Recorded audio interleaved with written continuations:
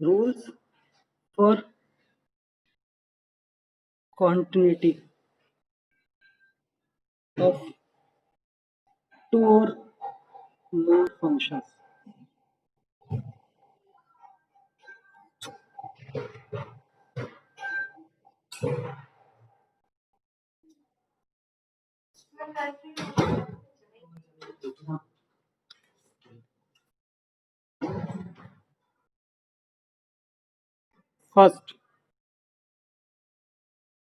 First rule है हमारा,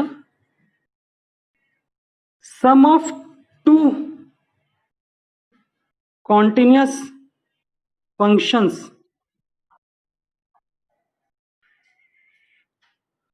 sum of two continuous functions is always continuous. ठीक है, अगर दो कॉन्टिन्यूस फंक्शंस हैं, आप लोगों को मैंने बताया था लास्ट क्लास में, लास्ट उसके अंदर हमारे पास वो था कि मान लो अगर हमारे पास एक फंक्शन एफ एक्स गिवन है mod x plus sign X, तो मॉड एक्स मेरा ऑलवेज कॉन्टिन्यूस फंक्शन है और साइन एक्स भी ऑलवेज कॉन्टिन्यूस है, तो इन दोनों का जो सम होगा वो भी कॉन्टिन्यूस फंक्शन होगा. Since mod x is always continuous and sin x is always continuous, therefore mod x plus sin x is always continuous. It implies fx is always continuous. Okay, clear. ये same rule applicable है सम के अलावा difference के लिए भी applicable है कि अगर यहाँ प्लस की जगह माइनस होता तो भी एप्लीकेबल है. ठीक है, एंड प्रोडक्ट ऑफ टू और मोर continuous functions is always continuous. ठीक है, ओके, इज इट क्लियर. चलो नेक्स्ट पे आते हैं. हमारे पास थर्ड पॉइंट आता है हमारे पास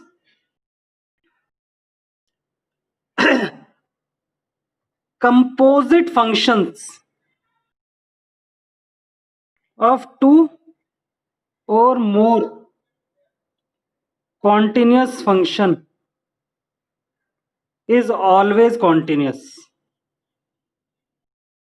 हाँ जी, can you tell me what is composite function. Composite function क्या होता है?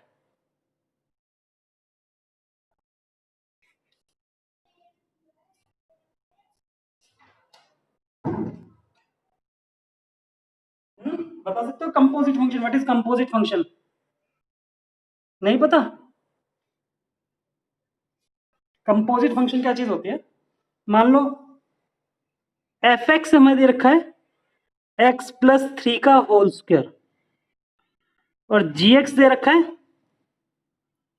एक्स प्लस 3 का होल स्क्वायर नहीं, एक्स प्लस दे रखा है और जी एक्स दे रखा है मेरे को साइन एक्स. ठीक है, अब मैं अगर एक फंक्शन लिखता हूं फॉग एक्स, ठीक है, इसका मतलब होता है F of G X. F of G X का मतलब क्या होता है? एफ में एक्स के प्लेस पे जी एक्स पुट कर दो, तो जी एक्स मेरे पास है साइन एक्स, तो इट बिकम्स, अगर एफ एक्स एक्स प्लस 3 है तो जी एक्स क्या हो जाएगा मेरा? Sine x plus 3. ऐसा लिख दूंगा.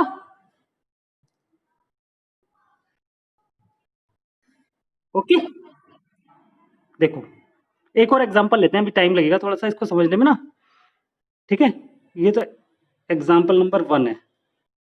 एग्जांपल नंबर 2, एफ एक्स ले लिया मैंने एक्स स्क्वायर और जी एक्स ले लिया मैंने कॉस एक्स. अब मेरे को फॉग फंक्शन निकालना है.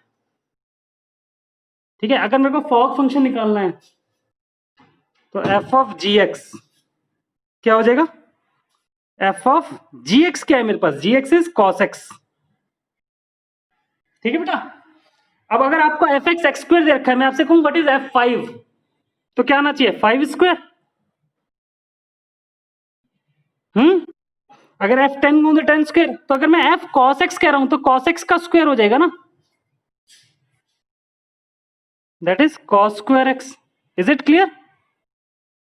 तो जो cos स्क्वायर x है वो जो फॉग फंक्शन है ना, ये हमारा एक कंपोजिट फंक्शन होता है। ओके अब क्योंकि f(x) मेरा कॉन्टिन्यूस है और g(x) में मेरा ऑलवेज कॉन्टिन्यूस है, तो जो फॉग फंक्शन होगा वो भी कॉन्टिन्यूस होगा। ओके अब गॉफ फंक्शन निकालू मैं इसी तरीके से। गॉफ का मतलब क्या होगा? जैसे फॉग का मतलब f ऑफ gx है, तो गॉफ का हो जाएगा g of fx। g of fx मतलब g ऑफ fx क्या है मेरा? x स्क्वायर है, तो g of x square, gx मेरा cos x है, g पाई कितना होगा? cos pi. g pi by 2 कितना होगा? cos pi by 2। g 2 कितना होगा? cos 2। तो g x स्क्वायर क्या होना चाहिए?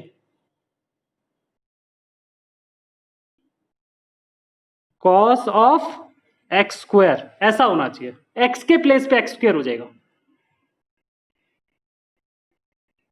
ठीक है, इज इट क्लियर? तो ये हमारे फॉग और गॉफ निकालने का तरीका है, हमें ये पता होना चाहिए पहले तो। अब एक्चुअली हमारे को क्वेश्चन ऐसे नहीं दिया, हमें fx और gx नहीं दिए होंगे, हमें ये वाला फंक्शन दे रखा होगा, हमें खुद ब्रेक करना पड़ेगा fx और gx में। ठीक है, जैसे क्वेश्चन आपकी बुक में दिया हुआ है, क्वेश्चन दिया हुआ है बुक में, prove that mod sine x hx is equal to, sorry, prove that, page change कर देते हैं एक बार, हटा दूं इसको।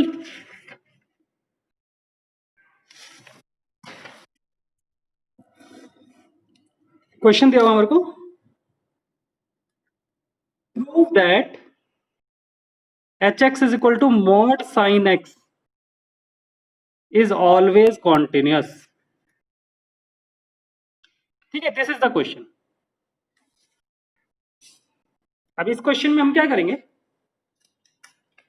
हमें इसको basically it is a composite function given, composite function है ये। ठीक है, इसको हमें टू और मोर सिंपल फंक्शंस में कन्वर्ट करना है। अब सिंपल फंक्शंस में कन्वर्ट कैसे करें, तो हम रीड करते हैं इसको। हमने क्या रीड किया, क्या रीड करेंगे इसे बोलो, मॉड साइन एक्स रीड किया ना हमने। तो सबसे पहला फंक्शन, सबसे पहला फंक्शन है मेरा, मैंने सबसे पहले क्या वर्ड बोला? मॉड। तो मेरा लेट कर लूंगा मैं, पहला फंक्शन एफ एक्स जो है वो मॉड एक्स है, मॉड रीड किया था क्योंकि मैंने। ठीक है, और दूसरा फंक्शन जी एक्स, वो क्या रीड करेंगे? मॉड, मॉड खत्म हो गया, उसके अंदर रीड किया साइन, तो साइन एक्स। ठीक है, now I will calculate what is fog. Fog निकालते हैं, तो F of G X, that is F of G X is sine X. तो एफ ऑफ साइन एक्स मतलब एफ एक्स के प्लेस पे साइन एक्स पुट करना है, तो अगर मैं एफ एक्स में एक्स के प्लेस पे साइन एक्स पुट करूंगा तो क्या बन जाएगा मेरा? मॉड साइन एक्स आ जाएगा, जो कि मेरा एच एक्स फंक्शन है ना ऐसा? Is it clear? तो since F X equal to mod X is always continuous being a modulus function and gx is equal to sin x is always continuous being a sine function, therefore composite and composite function of two continuous function is always continuous, therefore hx is equal to mod sin x is always continuous। ठीक है, is it clear?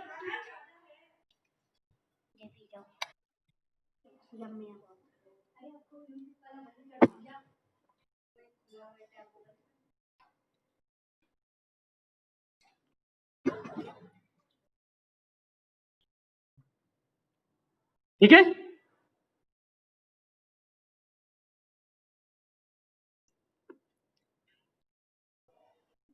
On the basis of this topic, ये जो composite function वाला जो topic है ना, जिससे पहले क्या था मैंने सम और डिफरेंस वाला, उससे क्वेश्चन नंबर 21 हो जाएगा। एक तो क्वेश्चन नंबर 21 हो जाएगा आपका इजीली,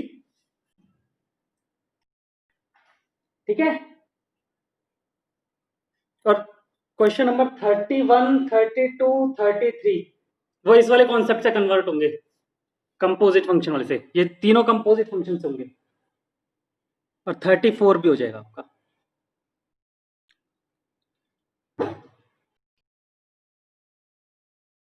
क्लियर?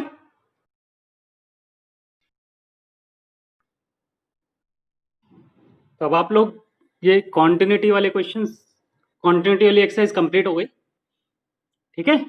इसमें और कुछ भी नहीं है कॉन्टिन्यूटी में, ठीक है। नेक्स्ट टॉपिक हम स्टार्ट कर रहे हैं।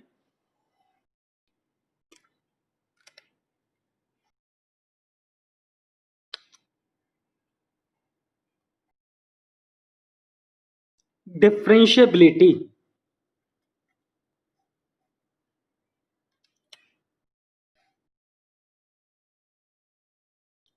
Okay, now we discussing about the differentiability. Differentiability का मीनिंग क्या होता है?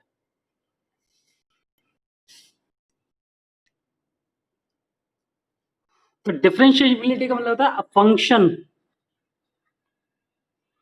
y equal to F X is said to be differentiable at x equal to a if LHD is equal to RHD, that is left hand derivative is equal to right hand derivative, LHD equal to RHD। और LHD का formula होता है limit x tending to h tending to 0 f of a minus h minus f of a upon minus h equal to limit h tending to 0 f of a plus h minus f of a upon h। अगर ऐसा है तो हम बोलते हैं function differentiable है,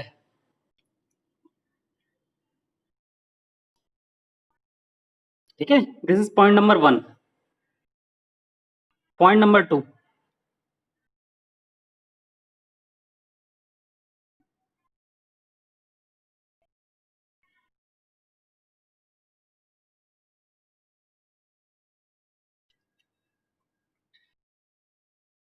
point number 2 क्या होता है?